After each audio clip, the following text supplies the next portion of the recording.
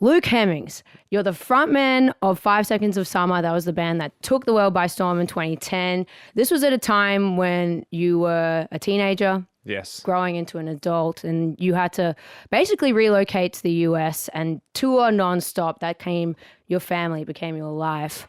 And I want to know about finding your sound as a solo artist, because you've come from a project that was so collaborative and it was like a family. I imagine there were a lot more fingers in pies Yes.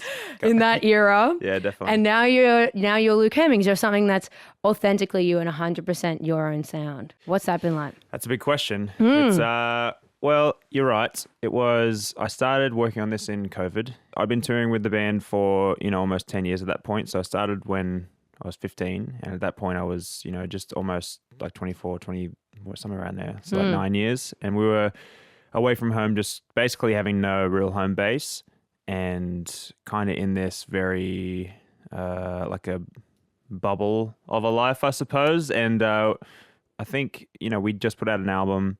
And, all tour was cancelled and we're sort of at home. And it was the first time I'd been at home for more than a couple of months anywhere since I was 15. So it was kind of a lot to unpack and... Yeah, like first time of stillness. Yeah, exactly. And that's where the first album came from. And in a band, like you have the luxury of leaning on other people and being like, what do you think of this? Or like, if you don't have any ideas, then you sort of, you become comfortable in that environment. And I just wanted to see if I could write songs on my own and see if I could do something on my own with no one else, not even like other co-writers for a minute there, trying to, I don't know, see if I could unpack whatever I was trying to emotionally and see if I could even do anything I liked on my own. Probably pretty daunting at the start. And then you're like probably making something, you go, oh, that was a bit. Yeah, well, it took a long time to get anything. I was like, okay, this is becoming a sound. And then once I got there, then it was like a snowball. But it took a second of as they say, soul searching. And the EP Boy, which we're talking about, came out this year, a couple months ago, and we just finished a tour of that, and it's just been these like little periods of growth. Yeah, milestones. That's the word. Absolutely. I'm looking for. Well, this EP, it's phenomenal. I can tell that you've really worked on your sound and your craft and matured, because you're really getting into the psyche of Luke Hemmings. It's poetic. It's a diary-like body of work. And I want to know where you were mentally when you started writing this. Was that a different time? I was, like I said, touring so much and feeling, I don't know, a little emotionally lost on the road. It can be very emotionally taxing. The shows are so good, but everything else around it is very, mentally, the highs and lows are very difficult. So I was writing a lot about that, and it kind of gave me the same feeling as being in COVID, but it wasn't on my own. It was like around random people in a new city every day. So it kind of had that, like sort of Lost in Translation was that movie was a big inspiration.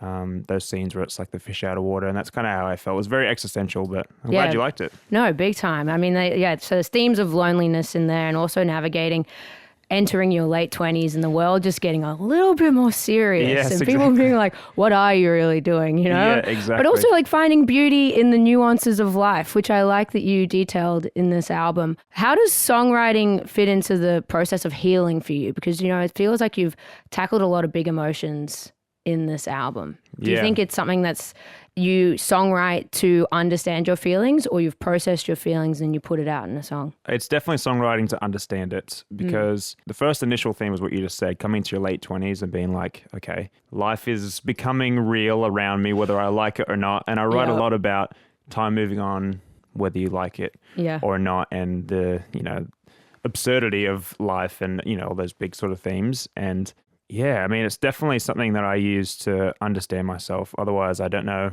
what I would do. I think they're very much diary entries. And sometimes when you're songwriting, you don't know what you're writing about until it's done. And then you sort of go, oh, okay. That's what that was all about. That's damn. That's why I wasn't feeling so good. And, So it's a useful tool for sure. Which was the hardest track for you to write on the EP? Or do you feel like they all just flow out of you? That you got that kind of artist? There's a song called, my favorite is Garden Life on the EP. And that was one of those ones where, you're searching for months, and then like one night at 3 a.m. in a hotel, it all just comes into your head and you're like, oh, okay, there it is. Where has this been for the last couple months that I've been looking for this? There's a song called Close My Eyes. That was the first one that I wrote, and it was the last one to finish. Wow. So it's I'll sort of have these short bursts of like, an idea, and then I sort of get distracted, and I am very like ADD in that way of like, I have this idea, and then I go, well, maybe it's not very good. And then I need someone else to be like, no, this is cool. Like, you need the validation. Yeah, I do. I worked with the producer and writer. I worked with Sammy Whitty, and then like my wife would be like, no, this is a cool one. And I go, oh, okay, cool. Who are the first people that you show your music to other than Sammy and your wife? I mean, that's pretty much it. Really? So you're really like close people? It's usually sometimes mum. Oh, yeah. Do you trust her music opinion? I trust her to be honest with me. Oh, that's true. That's true. I respect that. She'll let me know. She'll be like, okay, this is cool. Or like, oh, I don't know. In a loving way. But it's honestly really, I keep it very tight and insular, because if I let too many opinions in, then I will listen to them.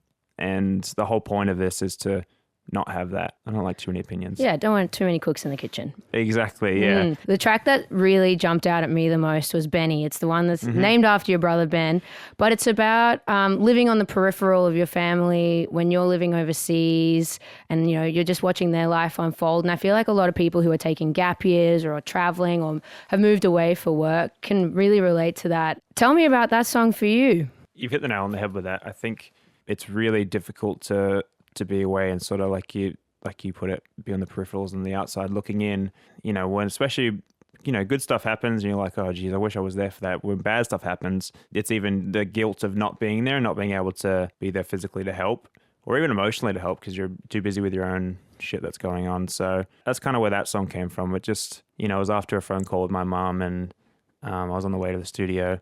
It's so funny. I didn't even think it wasn't even when I was like, this is going to be on the project. What was it like when you showed it to him for the first time? I want to know. Well, it was actually scary because I didn't know if it was going to be on the album, and then everyone really loved it, and I hadn't spoken to him yet, and I was like, oh geez, I hope he's okay with his name being in this song. Yeah. And I was like, I was trying to think like, I got to change this, but he was like, this is really sweet, and he loved it, Honestly, I feel like it's such a privilege to have a song named after you, and like that's a real bucket list moment for him. Yeah, no, he was really sweet about it, and I was stoked. I was like, okay. Because I was like, it's all right if you don't want it on there. But internally I was like, I hope you're okay with it because everyone already loves it. But please let me do it. Exactly. I will do anything. Yeah. Did he come along to your recent tour? He was at the same show you were. Oh, great. On Sydney. Well, that was a really good show. You've just wrapped up your tour. It was called Nostalgia for a Time That Never Existed, which I think is a really hectic title. Yeah. Why'd you name it Nostalgia for a Time That Never Existed?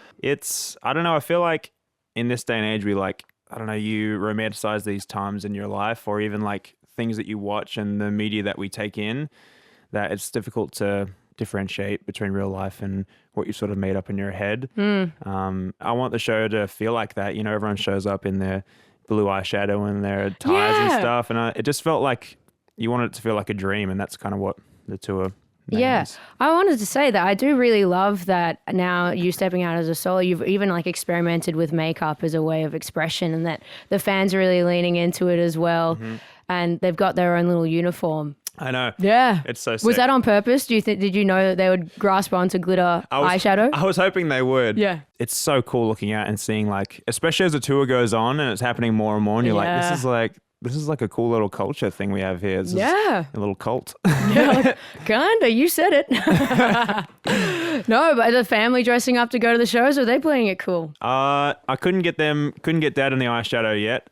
But I got Mum in one of the ties, which is nice. That's nice. But we'll get him next time. All right. Okay, Dad. Maybe after this. How does it feel playing home shows and having family and friends in the room? I was very nervous for it. Yeah. Do you think that makes you more nervous when you have a family and friends show? Oh, 100%. Really? Yeah, especially when you got a song called Benny and one called Mum in the set. You go, geez, I better not mess these up. Yeah. It was really fun though. It was really, I don't know. I wanted it to go well, I wanted it to... You do this, this music thing, especially when you're overseas all the time and you come back home and you want to be like, this is what I've made. Yeah. This is what I've been working on. Don't worry about it. It was worth it.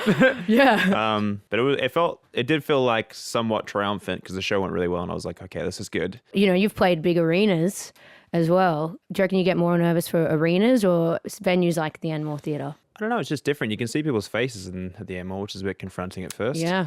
But I don't know, I like them both for different reasons, you know. Sometimes you like to get the, you know, stage points out, and sometimes you like to just be a bit insular and inward. Yeah, because when I was standing in the crowd, it's like you can really see the top tier. And there were girls, I was like, they're wearing the brightest outfits. I'm like, I would be singing directly to you the whole time. And I was thinking about it, I was like, I wonder if he can really see her. They're just so emotive. Yeah. Dancing along to it.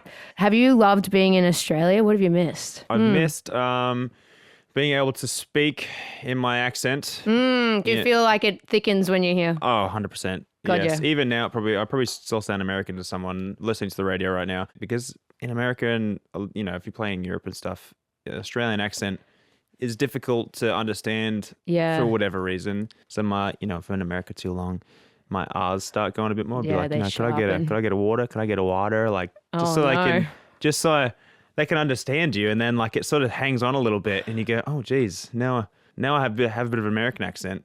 And then I come back here and everyone's like, you sound American. I'm like, oh, what?